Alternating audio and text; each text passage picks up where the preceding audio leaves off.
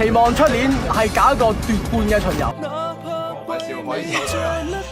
咪笑你沉船勁到咁啊！估 Ovilly 係咪 Ovilly？下撚啊！我正式收皮。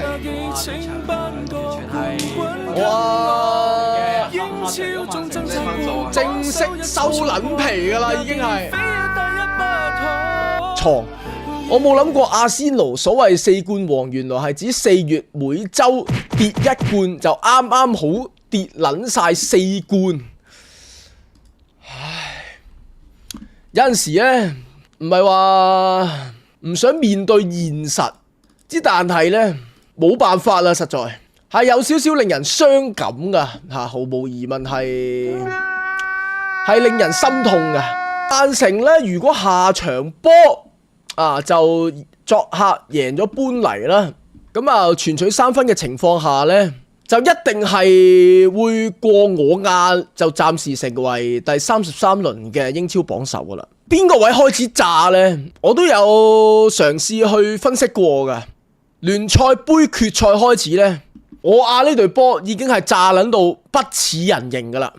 聯賽杯決賽首先2-0輸俾曼城，過咗個幾星期足總杯輸鳩埋俾修咸頓，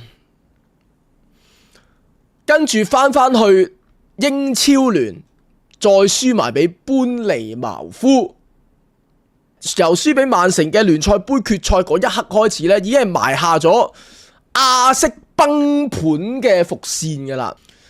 歐聯次回合和咗呢個士砵亭咧，幾撚悶嘅，其實場波。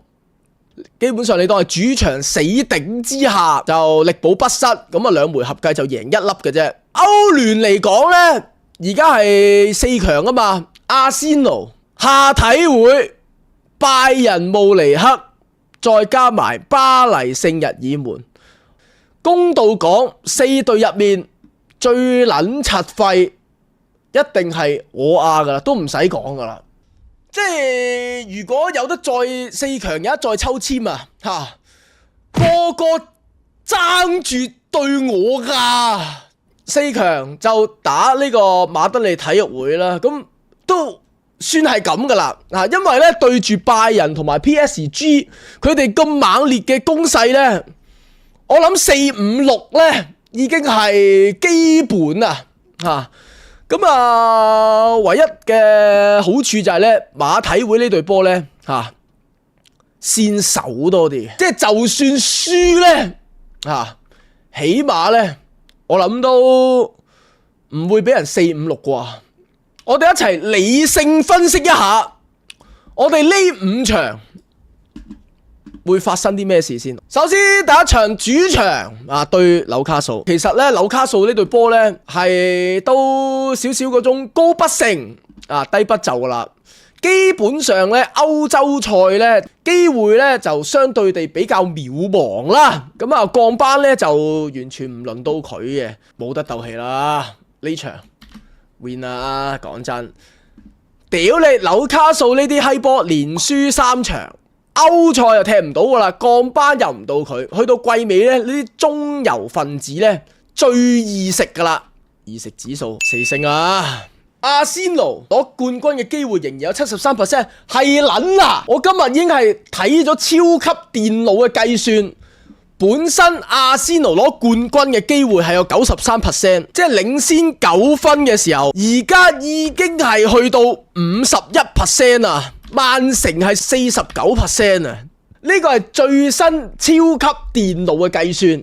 咁講翻嗰5場波先。富林嚟講呢，其實即係我自己感覺上啦，老實講唔難踢嘅 win 啊，冇得講啊。易食指數我覺得同紐記差唔多，我會俾4星。咁呢2場呢，主場我覺得呢就出硬噶啦。作客對希咸呢，好老實講，如果你問我5場最難踢係邊場，我覺得呢場係最難踢嘅。本嚟從來不易，這個你我早已知。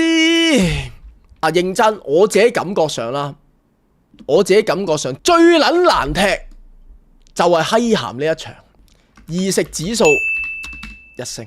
呢個仲要未計算嗰2場歐聯啊，有啲咩傷兵啊，或者係有啲咩情況出現。如果雙撚埋啲正選呢，仲撚大鑊。呢一個 predict 已經係預計呢2場冇事冇幹，係先有機會觸發到呢一個結局嘅啫。根據其他預測模型，阿仙奴有高達87% 嘅機會封王，最終嘅積分約為81到82。嗱，我哋一齊計一計咯。呢度4-3-12輸一場82分，啱晒數啦。呢度4場4 win 係咪啊？同超級電腦預計最後嘅得分係一樣嘅，就係咁簡單。睇埋曼城，嗱，認真齋睇對壘嘅隊伍先 ，OK。我臨尾呢5場啦，相對地呢係比較易食，係真嘅。咁當然啦，我如果輸鳩埋呢，就唔使講噶啦。如果自己都唔撚爭氣輸鳩埋呢，都唔使講啊。我就係作客對閪咸呢度要頂到啦。贏咗嘅話，熱刺反而冇咁易降班喎，屌！唉，仆街，好撚迷啊而家。但係冇計啊，與其俾熱刺降班，我寧願我攞 fucking champ 啊！咁大致上就係咁啦。唉，其實都最後直路，最後5場波。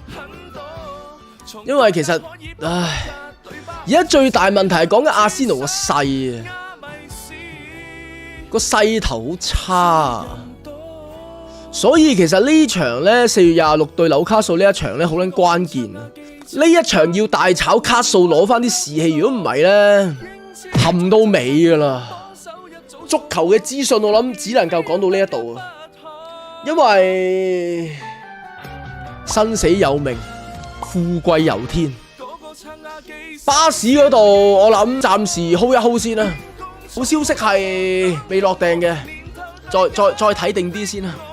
即係年季尾開始甩碌呢，慢慢變到好似有種日常嗰種感覺就係好似都合理喎咁樣，唔會話有太大嘅情緒起伏啊。床着阿仙奴又輸，着中信又輸，可唔可以裸體啊？你哋乜嘢啊？